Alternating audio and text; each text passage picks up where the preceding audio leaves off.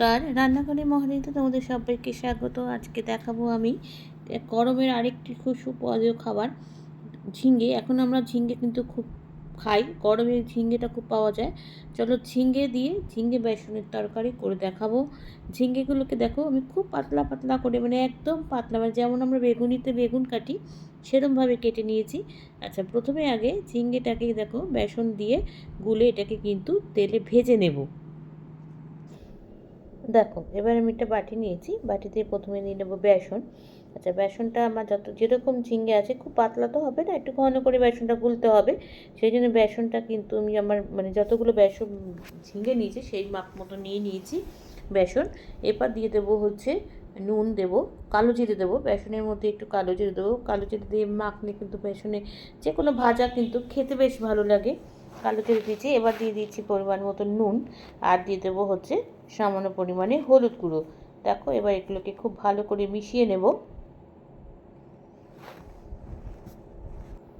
আচ্ছা দেখো, আমি এবার কিন্তু এটাকে ভালো করে মিশিয়ে নিই। এবার কিন্তু অল্প অল্প জল দিয়ে কিন্তু আগে গুলে নেব।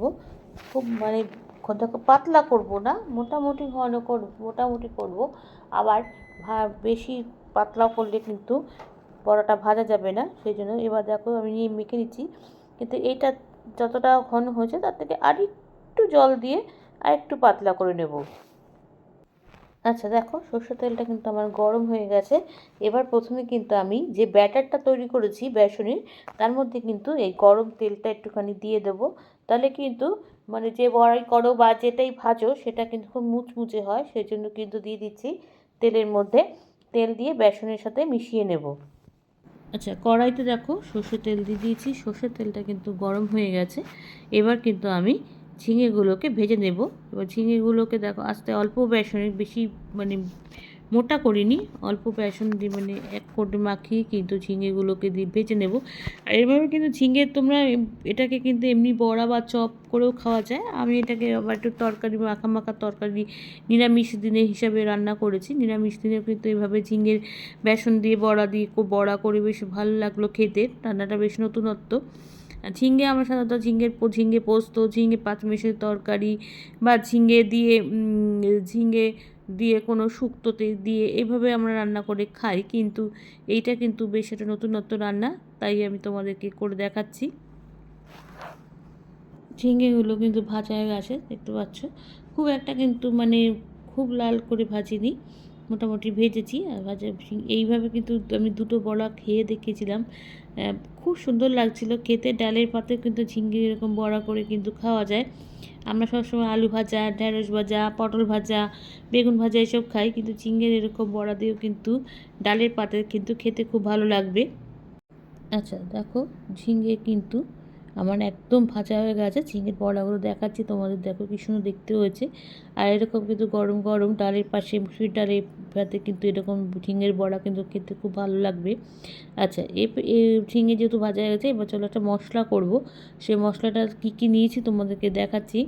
আমি একটা মিক্সিং বোল নিয়েছি, মানে মিক্সির জার নিয়ে নিয়েছি। মিক্সির মধ্যে, বোলের মধ্যে এবার আমি দেখো কটা কাঁচা লঙ্কা দিয়ে দিয়েছি। এবার দিয়ে দেবো পোস্ত, একটু পোস্ত দেব, আর দেবো হচ্ছে গোটা সাদা জিরে। গোটা সাদা জিরে এই মশলা দিয়ে কিন্তু আমি একটা মশলা তৈরি করে নেব। আচ্ছা দেখো, আবার একটু তেল দিয়ে দিয়েছি, তেলের মধ্যে অল্প দিয়েছি, যেহেতু ভাজাতে তেলটা শেষ হয়ে গেছে এবং কিন্তু অল্প তেল দিয়েছি।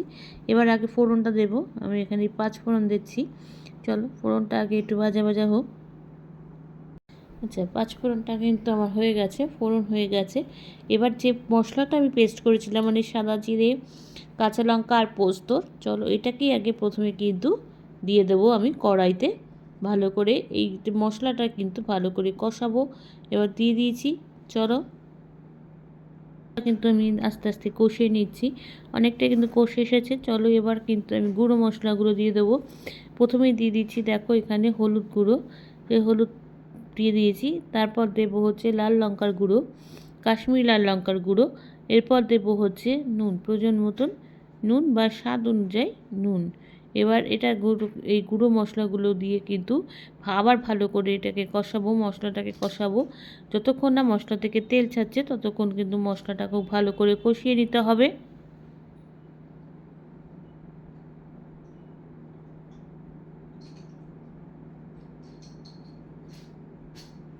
মশলাটা দেখো একদম কিন্তু আমার কষে গেছে, একদম শুকনো হয়ে গেছে মশলাটা।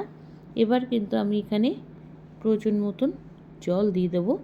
জলটা যেরকম রান্না করবে সেরকম, তবে এই রান্নাটা বেশি ঝোলা হবে না, শুকনো শুকনো কষা কষা হবে, সেজন্য কিন্তু অল্প পরিমাণে জল দেব, যেহেতু ঝিঙ্গেটা আগের থেকে রেডি হয়ে আছে সেই জন্য।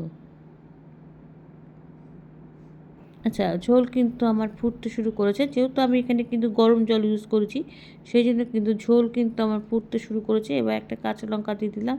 আমি সবসময় বলি কাঁচা লঙ্কাটা যার প্রয়োজন হবে সে ডলে খেতে পারবে, সেই জন্য কিন্তু একটা গোটা কাঁচা লঙ্কা আমি সবসময় দিই। এবার চলো ঝিঙের বড়াগুলো দিয়ে দিচ্ছি ঝোলের মধ্যে। এবার দিয়ে যতক্ষণ ওইটা একটুখানি ঘন হবে ততক্ষণ পর্যন্ত রান্না করব, তারপরে কিন্তু গ্যাসটা বন্ধ করে দেবো। ঝিঙের বড়াগুলো কিন্তু আমি দুটো শুধু, বারবার বললাম আমি দুটো শুধু মুখে খেয়েছি, কি সুন্দর খেতে হয়েছিল। চলো এবার ঝোলে দিয়ে দিই সব কটা বড়া। ঝিঙের বড়াগুলো দেখো দিয়ে ভালো মতো একটু ফুটে গেছে, এবার ঝোলটাও কিন্তু অনেকটা টেনে গেছে, শুকিয়ে গেছে, কিন্তু বড়াটা তো ঝোল টানছে সেই জন্য। এবার কিন্তু রান্নাটা আমার কিন্তু হয়ে গেছে। এবার কিন্তু আমি গ্যাসটা নিভিয়ে দেবো। আচ্ছা দেখো ঝোলটা কিন্তু একদম শুকিয়ে গেছে, এটা কিন্তু শুকনো শুকনো করে রান্না করেছি আমি। আচ্ছা, যেটা লাস্ট ফিনিশিং সেটা হচ্ছে ধনেপাতা দিয়ে দিই ছড়িয়ে। আর ধনেপাতা কিন্তু লাস্টেই দেবো, কারণ ধনেপাতা লাস্টে দিলে এটা ফ্লেভারটা খুব সুন্দর হয় সেই জন্য। এবার আস্তে করে দেখো একটু মিশিয়ে নিচ্ছি, নাড়াচাড়া করছি, আর বড়াগুলো ভেঙে যাবে, কেন ঝিঙে কিন্তু নরম জিনিস, সেই জন্য বড়াগুলো যাতে নষ্ট না হয় সেই জন্য আস্তে আস্তে নাড়তে হবে। আচ্ছা, হয়ে গেছে আমার একদম ঝিঙে বেসনের তরকারি। নিরামিষ দিনে কিন্তু এটা একটা উপাদেয় খাবার। তোমরা কিন্তু গরমে এই রান্নাটা কিন্তু করে খেয়ে আমাকে জানিও, লাইক কমেন্টস আর শেয়ারের মাধ্যমে। যারা চ্যানেলটাকে সাবস্ক্রাইব করে আমার সঙ্গে রয়েছে তাদের জন্য রয়েছে অসংখ্য অসংখ্য ধন্যবাদ। যারা চ্যানেলটা সাবস্ক্রাইব করোনি এখনও, প্লিজ চ্যানেলটাকে সাবস্ক্রাইব করে আমার সঙ্গে থেকো। তোমরা সবাই সুস্থ থেকো, সাবধানে থেকো, ভালো থেকো। চলি, টাটা। দেখা হচ্ছে পরবর্তী নতুন কোনো রেসিপিতে তোমাদের সঙ্গে।